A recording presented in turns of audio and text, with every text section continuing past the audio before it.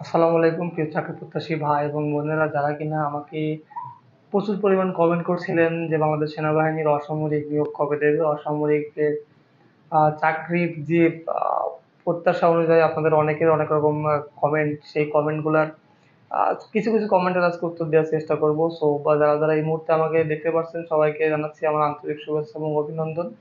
আমি প্রতিনিয়তই বলে থাকি যে আপনাদের সফলতাই আমার নিজের সফলতা। তো যারা যারা এই মুহূর্তে ভিডিওটি দেখছেন, সবাই প্লিজ ভিডিওতে একটি করে লাইক দিয়ে দেবেন এবং অবশ্যই চ্যানেলটি সাবস্ক্রাইব করে পাশে থাকবেন। এবং যারা যারা ইতিমধ্যে চ্যানেলটি সাবস্ক্রাইব করে নিয়েছেন, তাদের প্রতি আমার অসংখ্য কৃতজ্ঞতা এবং ভালোবাসা।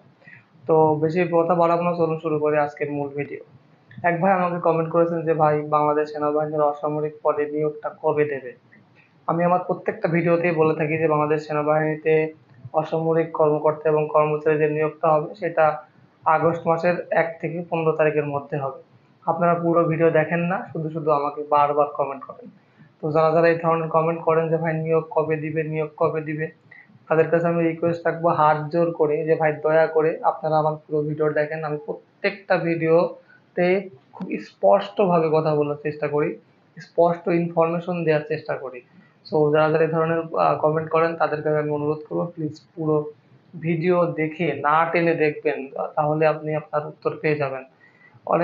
অনেকেই আবার আমাকে প্রশ্ন করছেন যে ভাই, আপনি কি 100% শিওর আগস্ট মাসেই বাংলাদেশ সেনাবাহিনীর অসামরিকের নিয়োগ দেবে। ভাই দেখেন, আমি আমি তো যেখানে ওই অ্যাডজুটেন্ট জেনারেলের মানে সে অফিসে কর্মরত না তো। আমি 100% শিওর হয়ে বা আমি নিজের চোখে দেখে আসছি বিষয়টা এমন না। আমাদের সোর্স থাকে বা আমাদের বিভিন্ন ব্যাটসম্যান থাকে যারা বিভিন্ন অফিসে চাকরি করে, তাদের বরাত দিয়ে আমরা যতটুকু ইনফরমেশন পাই, আমি ততটুকুই আপনাদের মাঝে শেয়ার করি।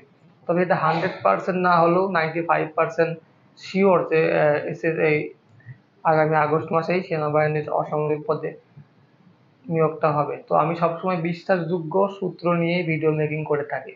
আমি কোনো বানোয়াট তথ্য নিয়ে ভিডিও মেকিং করে থাকি না। এবার আবার অনেকে প্রশ্ন করেন যে ভাই, বাংলাদেশ সেনাবাহিনীর অসামরিকে চাকরি করলে কি রাস্তাঘাটে ম্যাজিস্ট্রেটের সুবিধা পাবো যা আদার্স সোলজাররা পায়? অবশ্যই পাবেন, কেন পাবেন না। আপনি একজন বাংলাদেশ সেনাবাহিনীর একজন সদস্য, হোক সেটা সামরিক অথবা অসামরিক, আপনার যখন আইডি কার্ড থাকবে, ওই আইডি কার্ডের উপর কিন্তু আপনার বড় বড় করে স্পষ্টভাবে লেখা থাকবে বাংলাদেশ সেনাবাহিনী। তো বাংলাদেশ সেনাবাহিনীর একজন সৈনিক রাস্তাঘাটে যে ধরনের সিকিউরিটি পেয়ে থাকে, আপনিও পাবেন। এমনকি থানার মধ্যেও যে কোনো থানায় বা পুলিশ বিভিন্ন ধরনের আইন সেবায় যারা একটা সোলজার যে ধরনের সেবা পেয়ে থাকে, আপনিও ঠিক একই ধরনের সেবাই পেয়ে থাকবেন। এবার আরেক ভাই প্রশ্ন করেছেন যে ভাই আমি তো অবিবাহিত, সরি আমি তো তালাকপ্রাপ্ত, তাহলে কি আমার চাকরি হবে? আরেকটা আপু আমাকে কমেন্ট করেছেন যে আমি তো বিবাহিত, আমার কি চাকরিটা হবে? তো আমি সেই তাদেরকে এই এই প্রশ্নটা করতে চাচ্ছি, ভাই আপনারা কি আমার পুরো ভিডিও দেখেন না?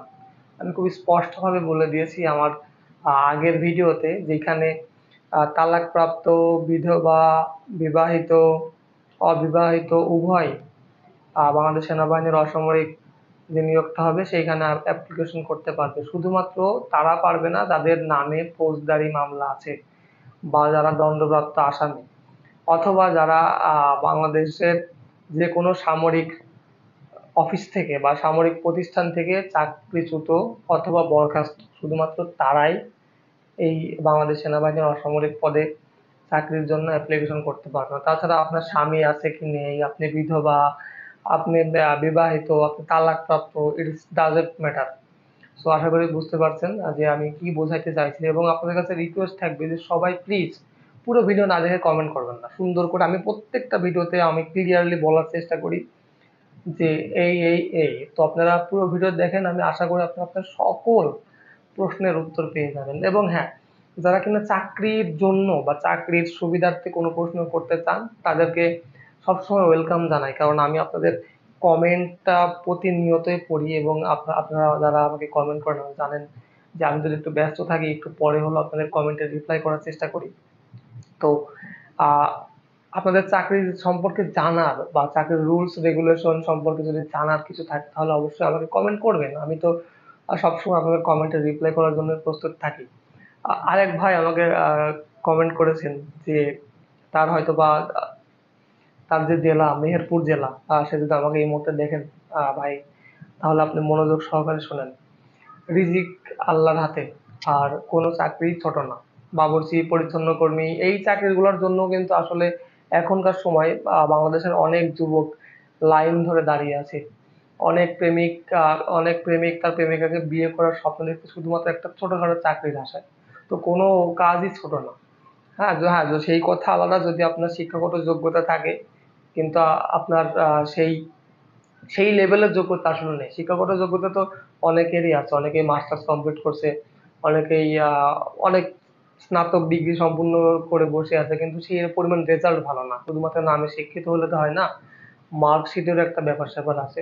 তো যাই হোক ভাই, আমি আপনাকে ছোট করে বলছি না, আমি শুধু এটুকুই বোঝাইতে চাইছি যে বাংলাদেশ সেনাবাহিনীতে আসার জন্য আপনার যে কোনো ট্রেড হইলেই আপনি আসতে পারবেন, এবং সবার জন্য একই রুলস রেগুলেশন, একই নিয়ম, এক্সট্রা। একজন বাবুর্চি যে ধরনের সুযোগ সুবিধা পেয়ে থাকে, একজন সাধারণ সোলজারও হয়ে একই ধরনের সুযোগ সুবিধা পেয়ে থাকে। তো কোনো কর্মকেই ছোট ভাববেন না। আর এক ভাই খুব আফসোস করে বলেছেন যে আমার চাকরিটা খুবই দরকার, কিন্তু কোনোভাবেই আমি চাকরি মিলাইতে পারছি না। তো ভাইয়ের জন্য স্পেশাল ভাবে দোয়া রাখবে। আমার পক্ষ থেকে দোয়া থাকবে যে সৃষ্টিকর্তা যেন এই নিয়োগে তার একটা রিজিকের ব্যবস্থা করে দেন। আসলে আল্লাহ যখন আমাদের দুনিয়ায় পাঠান তখন রিজিক দিয়েই পাঠান, আমরা শুধু শুধু সেই রিজিকের জন্য অপেক্ষা করি। তো আমি সবার ক্ষেত্রে শুধু আমার এই ভিডিও বানানোর পিছনে একটাই উদ্দেশ্য, আমি সবাইকে একটি স্পষ্ট বার্তা দিতে চাই যে ভাইয়া প্লিজ, অথবা আপু প্লিজ, আপনারা যারা যারা আমার ভিডিওগুলো দেখেন, আমার ভালোবাসার মানুষগুলা, আমি আপনাদের জন্য খুব কষ্ট করে ভিডিও বানাই। শুধুমাত্র আপনাদের সফলতা আমি আমার মূল লক্ষ্য বলে নির্ধারণ করেছি, কারণ আমি জানি বেকারত্বটা কি, একসময় আমিও বেকার ছিলাম।